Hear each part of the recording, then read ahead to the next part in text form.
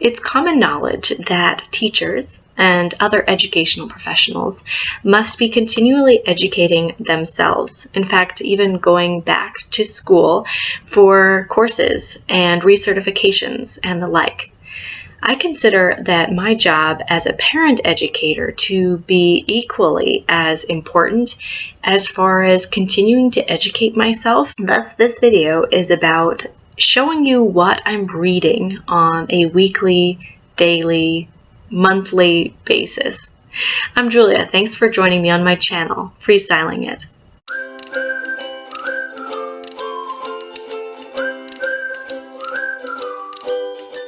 Currently, I am reading this book, Anne of Green Gables by L.M. Montgomery. This is a fictional book about a young orphan girl who comes to stay with a brother and sister on Prince Edward Island. This is a classic book, and I have never read it through all the way, but it was recommended to me and I had it on my shelf, and I have been reading it when I've put the kids to bed. I read it usually for about a half an hour every night as the kids are falling asleep, and sometimes I will even read it aloud to them as they fall asleep. The other book that I'm reading currently is this book, Who Owns the Sky by Stuart Banner. Now this book is nonfiction, and I have checked it out of the library because I wanted to read a book that coincided with the topic that the kids and I are looking at in school, which is airplanes and the history of flight. And so I researched a little bit and I found the book Who Owns the Sky, which piqued my interest.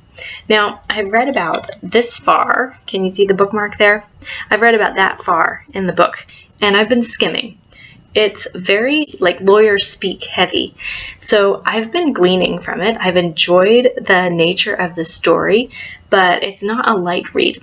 So after the kids have gone to sleep and I've read Anne of Green Gables for a little bit, I will pull out this book and I will read it until I feel sleepy, which is maybe another half an hour per night. I would like to be done reading this book by the end of this week because that's when we're done looking at airplanes. Does this mean I need to finish the book in order to check it off and consider it to be worthwhile as a complete volume? And my thought is no. I don't think that not finishing it invalidates the parts that I've been able to glean from.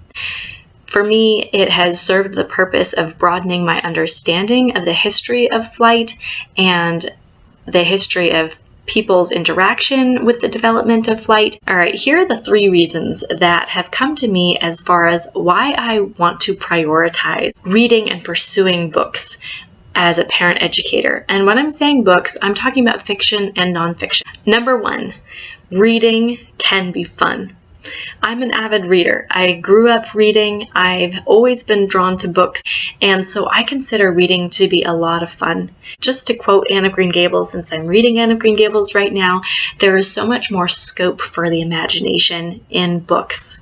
It aids so much my thinking, my ability to look at the world. It broadens my perspective. It deepens my empathy for people who are experiencing something different than myself. But most important, my point in this point is that reading can be fun while giving us new things to think about. The second reason why I consider reading as a parent educator so important is the fact that children learn by example. They're watching me. They know that every night as they're going to sleep, I'm pulling out my books. I think that this is really important, especially when I contrast it with what I would be grabbing for otherwise, and that is my phone. Now, I can read on a screen and I can find articles online and I can find many interesting things that I would consider potentially worthwhile and educational, but there is something about grabbing a tangible book, and especially to associate that with bedtime, that I think is really important. Screens aren't helpful to our eyes before bed. We recently just did a whole unit study on sleep, and there's been a couple times where I've checked my phone right before my son nods off to sleep, and he'll say to me, "Hey Mom, are you sure you want to be looking at a screen right now?" So I think that's really key to take that prompt, which we learned about together, and to put it into practice and say, yeah, you're right. Screens are not for right now. Let's pull out a book and make reading a book my habit before bed. So to just kind of come back around and round out this point, children learn by example, and when they see me reading, they'll know that this is something that is normal, this is something that is good, it's something that we benefit from together. It's not just something I'm saying they have to do in order to learn from, but actually it's something I enjoy doing and that I make time for in my life. Point number 3, the last and final point that I would like to share, is tagging right along the lines that children learn by example, and that is, there is always more to learn. So why not position yourself in such a way that you are able to learn continually? I feel like reading books is a gateway to a lot of different things. There is something about books that communicates to the reader and to people around the reader that they are open to learning, that they are actually seeking out to immerse themselves in an experience that they could not have other than reading this book. That's a really big gift that authors give us. When they do research, if it's a nonfiction book, when they do research and gather a bunch of different facts and they lay it all out in the format of a book, we then glean from that author's work to be able to read and ingest those facts and that information. The same with fiction.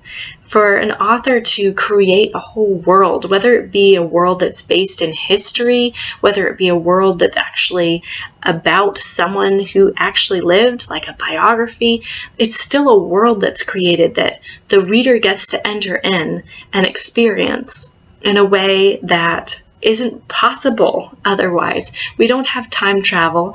We can't trade out in somebody else's body. We can only read. The pursuit of the perusal of books very much conveys that the reader is open to more than what they presently know and experience. So I take that as I'm setting an example, again, for my children, that learning and immersing oneself into something new, a new topic, a new story, is good, is beneficial, and it is fun. So I hope that these points are helpful and encouraging. Maybe you want to read more, but you don't feel you have time, and I get that. I totally get that. Maybe it's a time when you would normally pull out your phone and go on social media. I would encourage you to develop the habit to pull out a book in that space of time. So I hope that this video has been beneficial. If it has, please let me know. And I hope that you'll stick around. I've got a lot of other videos on unit studies and homeschooling and what it looks like for us. The desire that I have to encourage others along the way to share the discovery with one another, whether you are learning in a structured way at home or whether your children go to school elsewhere and come home in the evening and you have time together. There's always the possibility to share the discovery.